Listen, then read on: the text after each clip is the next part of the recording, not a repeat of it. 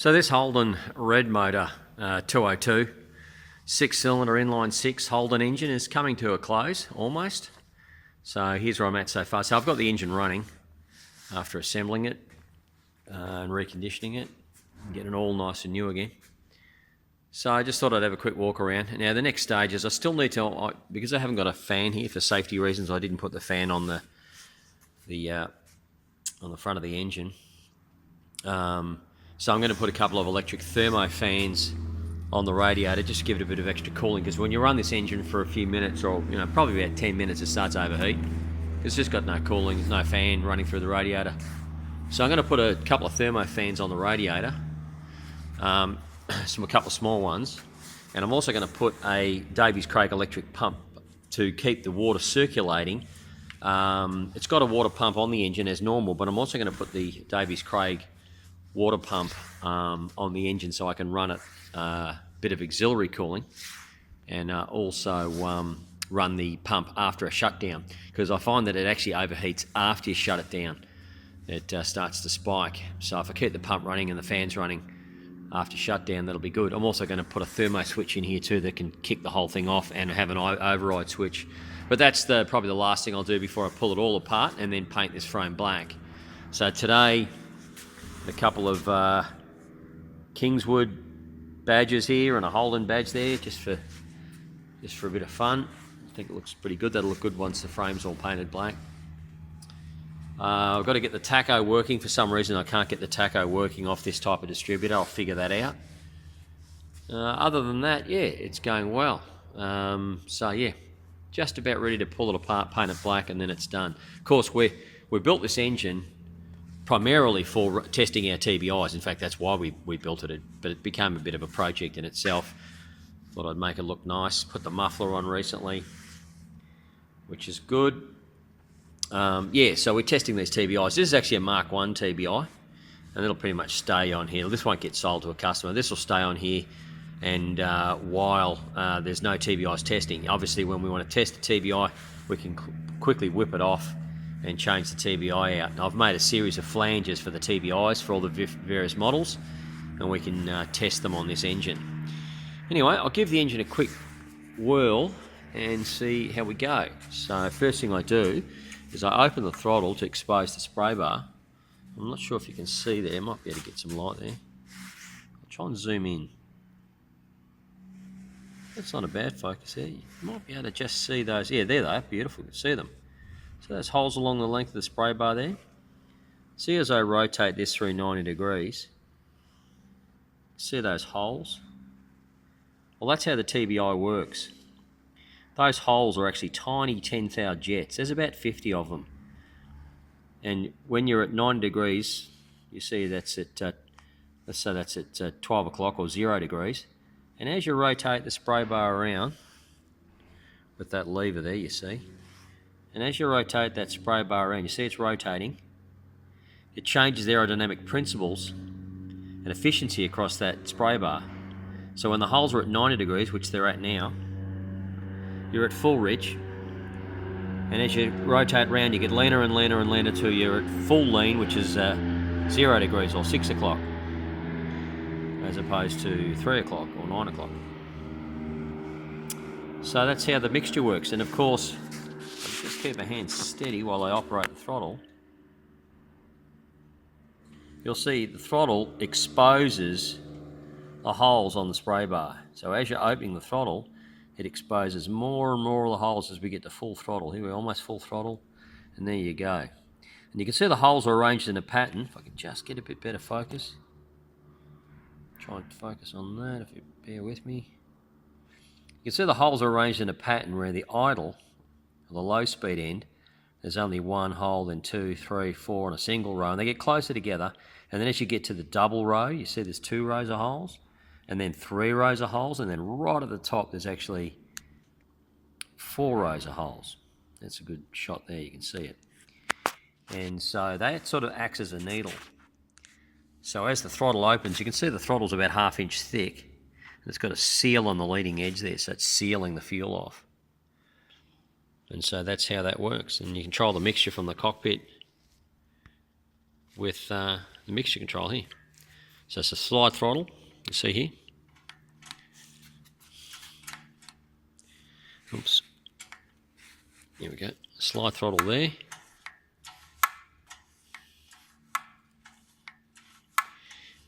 And this here is just a balance port. It's just a static port to ventilate the diaphragm. And there's a diaphragm in here which changes its position depending on engine demand. I won't go into the complexities of that, but it's all about aerodynamic balance and pressure difference between the throat and the atmosphere and the fuel pressure. Anyway, so that's basically a TBI. It's a Mark 1. Now the Mark 2 is exactly the same as a Mark 1. I'll zoom back out. There we go. So this is a Mark 1, and just for convenience I've mounted the regulator directly on the TBI. But the Mark II has the regulator built in and it's incorporated on the back here. But it's the same principle, it's exactly the same system, it's just that the regulator's incorporated. Alright, we'll quickly fire it up. Excuse me. So, first thing I'm going to do is turn the boost pump on. I've got the alternator warning light hooked into this start button here.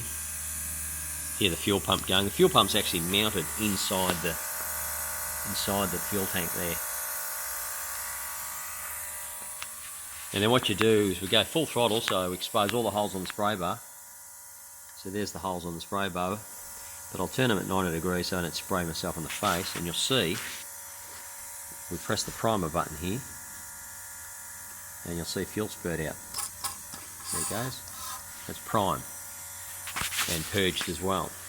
So of course we'll close the throttle, keep it at full rich, and then we'll fire it up. Just crack the throttle a little bit. There we go.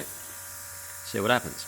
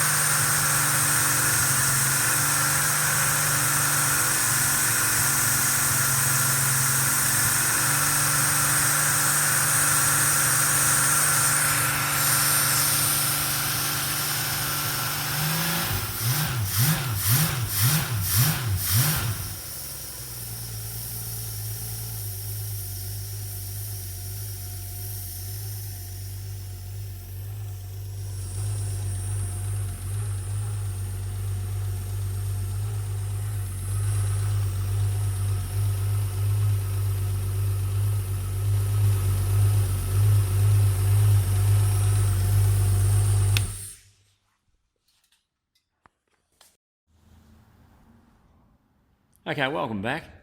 I just thought I'd talk a little bit about the TBI. Some people are interested in it now.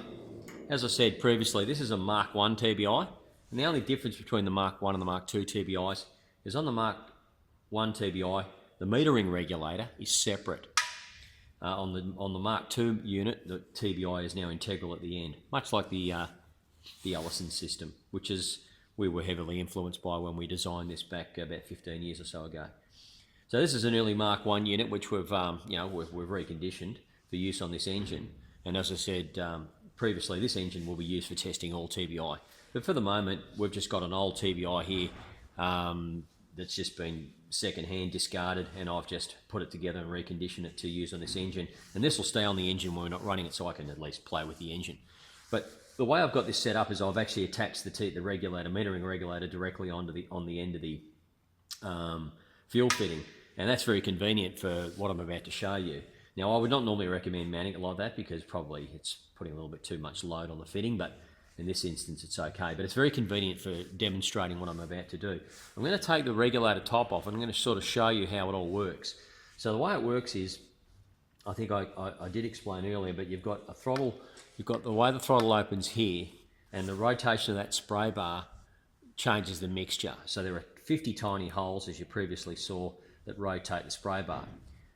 The fuel pressure is supplied between gravity and up to 15 psi. It doesn't really matter how much fuel pressure you put on the TBI, as long as it's got adequate fuel pressure to meet the demand of the engine at full power.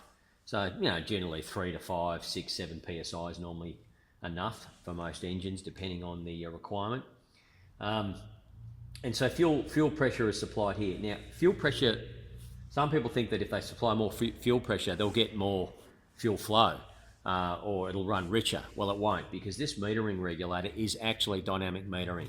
So the diaphragm in here responds to the amount of holes that are exposed and the amount of air flowing across them. And of course, it's very similar to a diver's respirator, scuba diver's respirator. It is actually like an engine's respirator. So the harder the engine breathes and draws air through and airspeed through this throat, the harder it'll draw on this diaphragm, which opens a flow valve, which I'll show in a minute. So as I said, you've got fuel pressure waiting here, and it will not drip, right? So there's fuel pressure now built up probably about 5, 6 psi, and yet there's no fuel flowing. No fuel will flow until there's a demand. Now the way we start the engine is, of course, we hit that primer button, which is directly overriding the diaphragm, pressing on the flow valve and cracking the flow valve open, which is what the flow valve would do normally when the engine's running.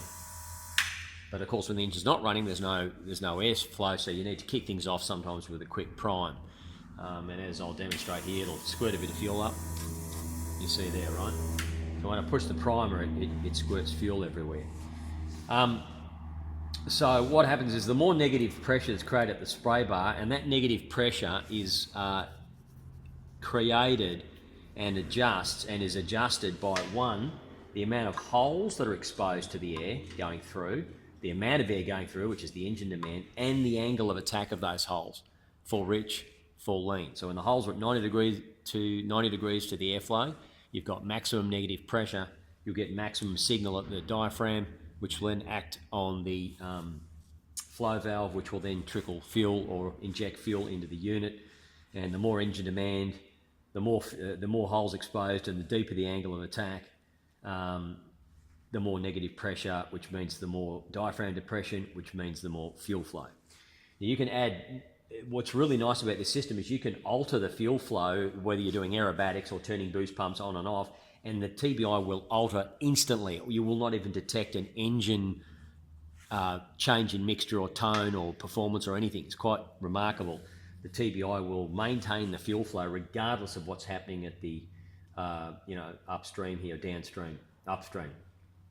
So you can have fluctuations in fuel pressure here, as long as it's above the minimum requirement. The metering regulator will maintain the fuel flow for a given demand.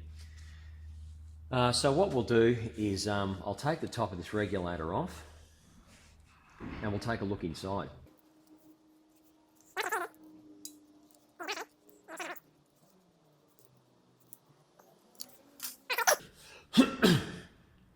So remove the top cover. Now you'll notice there's a fitting on here. Now all that is, there's 2 holes here and a fitting here, and that basically sits inside the airbox. That is just a static port. That is just a static port there, that fitting. That's all that is. And it just lets the diaphragm breathe and go up and down. That's all. So this is the atmospheric side, the neutral side of the diaphragm. And we take the diaphragm off. It's a special fabric material. It's resistant to fuel. And you can see it's just riveted in the top there. We've got to make sure we rivet that properly so the diaphragm doesn't leak. And it's got a little pip. See a little pip there, right in the middle, and that goes right in the centre of that flow valve there. All right, so now I've got a better view of what's going on there. With the cover removed, you can see there's a little vent there, which is going to here. Now, some people, we used to, back in when we first started with this, we used to just have a little hole in there. But we had to stop doing that because that hole could be exposed to various pressures inside the engine cowl if it's an aircraft. And it could upset the regulator because there'd actually be a false atmosphere or pressurised or negative atmosphere, depending on what was going on in the cowl. So by putting this line here directly to that vent hole, we could consistently stabilise what was going on there, so it was more consistent going to the airbox effectively. All right, so here we've got, now let's see that little pip there. That's actually the flow valve. Underneath that, there's a spring beneath it and a little O-ring, and that's seating against the hemisphere on the back side of that. If you get down here, you'll see there's a little plug there. So that's how you assemble it. You've got the plug there, and then you've got a seal, washer, and then there's a spring, and then the flow valve and the O-ring. And what I'll show you, and that diaphragm, of course, acts directly on that flow valve. So what I'll do is I'll turn on the fuel pressure pump. Pump's going now, and we've got fuel pressure. And you can see there's no fuel flowing. Now, sometimes the TBI will weep, can drip. That's why we recommend you turn the fuel tap off, because if you've got a gravity-fed system, it could, in theory, if it didn't seat properly, it could weep. So for security reasons on an aircraft, we do recommend you turn the fuel tap, airframe fuel tap off. If you get a TBI that's leaking more than just a few drips, you need to contact us and find out what's going on, because it's most likely going to be the way that flow valve's seating or something's gone wrong in there. But generally what you'll get, if it's really nice, is at worst you'll get a few drips or nothing. In this case I've got nothing. Now if I just crack on that, be careful not to spray fuel on myself, you'll see fuel will come out. See that? It's coming out liberally, right? Look at that. There you go. So that's how it works, and so of course the diaphragm is just acting on that, and that's what it injects the fuel into the spray bar. So that's basically how it works. Fuel comes in here, waits behind the flow valve, diaphragm acts on the flow valve, which is responding to the amount of holes exposed and their angle of attack, and that is your mixture. And then the fuel, once it leaves that port, that little valve, it runs down those channels and fills this area here and goes down that hole into the TBI directly into the spray bar. So once it leaves that valve and comes on the top side, then it's metered. That is metered fuel. Before, it's unmetered. After the valve, it's metered. So from all here, all the way there, it's responding to the, as I said, the spray bar and how many holes are exposed. So that's already been metered. So that's how it works. Yeah. I'll put the diaphragm back on, put the top cover back on, and just prove that it still works after I've fiddled with it. So when we put the diaphragm back on, we're just going to make sure that we get that little pip there, right in the centre of that. So we need to be very careful. Make sure we located the little hole. That's good.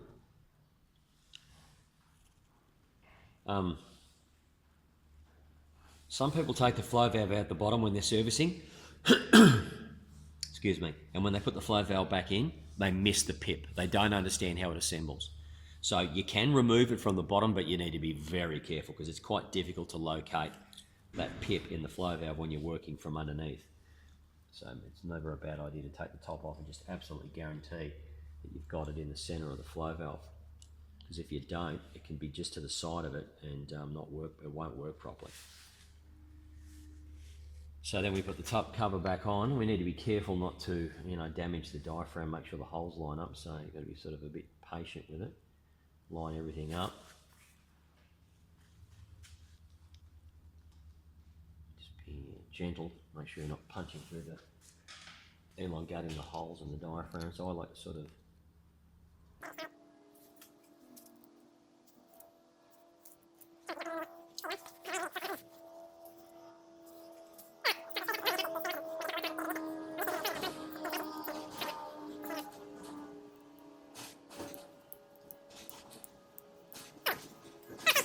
emergency on an aircraft. If you ever have a lean cut or something goes wrong, you can depress that priming button to inject fuel into the engine at full power to keep the aircraft flying if you have an emergency. Some people don't even bother installing a primer lever in the cockpit, thinking, oh well, I could just come outside each day, I can reach into the cowl or whatever and prime the engine and off I go. Now that's fine, that will work, but what happens if you have a lean cut or a vapor lock or something like that? Well, in that instance, you're going to want to be able to engage that, because I'll demonstrate just here how well that primer works if you have a lean cut. What I'm going to do is, when I get the engine running I'm going to deliberately lean cut the engine. I'm going to demonstrate how I can keep the engine running by massaging that primer. Of course, we now know that when you hit that primer button, it opens the flow valve and lets fuel inject manually, right? So you're overriding. If you have a tear in the diaphragm or some anomaly, vapor lock, bubbles in the airline, you can purge everything and get fuel flowing to the spray bar just by manually depressing the flow valve by pressing that primer button there. See? It's got a spring return on it. So if you've got a lever in the cockpit, you can use that, not only as a primer, but as an emergency feature. And it's the same on the Mark II. The Mark II just has the regulator on the end here, but it's exactly the same. Now also the TBI carries no fuel in it, right? So this regulator is now empty. The fuel lines have drained back, no doubt. The fuel tank's down below here. To start the engine, we have to prime it because we need to purge all the air out. So you'll see what I mean by that. So to demonstrate that, we'll go to full throttle. I've got the holes facing upwards. Fuel pump's now on. And I'll push this, and here comes the fuel, right? Here it comes. There it is, right? That took a few, maybe you'd hold that button for a couple of seconds. All right, so now I'm going to start the engine. You're probably not going to hear me, or you might be able to hear me. It's not that loud. And I'm going to run the engine up, and you're going to see me deliberately lean it to simulate a lean cut by rotating that to lean. And I'm going to lift the power up a bit, and then I'm going to keep the engine running in the full lean position using just the primer to keep it going. As a demonstration of how you can use the primer in an emergency to keep the engine running if something goes wrong, vapor lock, as I said, regulator mess up, or diaphragm problem. All right, let's fire it up.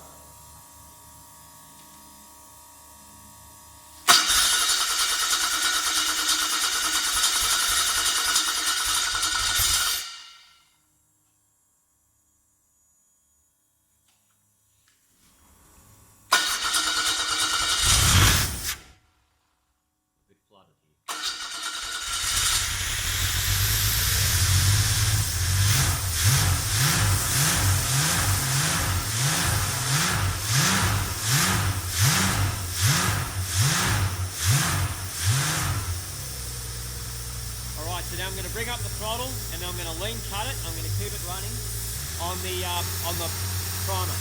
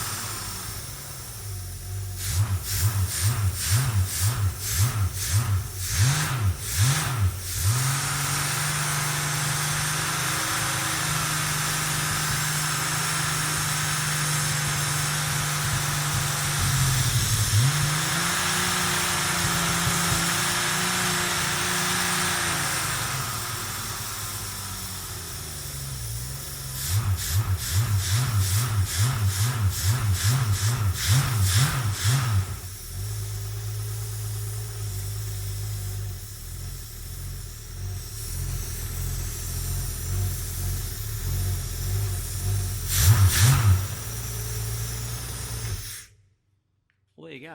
So that's how it works. I was having a bit of trouble leaning it off because there's no load on this engine at all. It's just got no propeller, no flow, and no clutch, no nothing. It's just freewheeling. So it doesn't take a lot of fuel to keep it running. And so when I was getting really lean, it was still still running on the idle circuit. So it did start to lean cut there, and you saw when I pressed the button, it picked up. But obviously under a lot more load where the fuel demand was a lot higher, that would start to lean cut about there, and you'd be on that primer straight away. Anyway, I think that's enough for now. Hopefully you get some idea of how the TBI works. And yeah, they're fantastic. We've sold thousands of them, I don't know, over nearly a 15-year period, and we've got a size to fit all aircraft, from right down to 65 horsepower all the way up to the big IO 540s and 320s and 0320, all engines. We've got adapters to suit most engines, we do a 34mm throat, a 40mm throat, and a 48mm throat, and we do a whole range of mount flanges in between. All right, that'll do for now. Take it easy.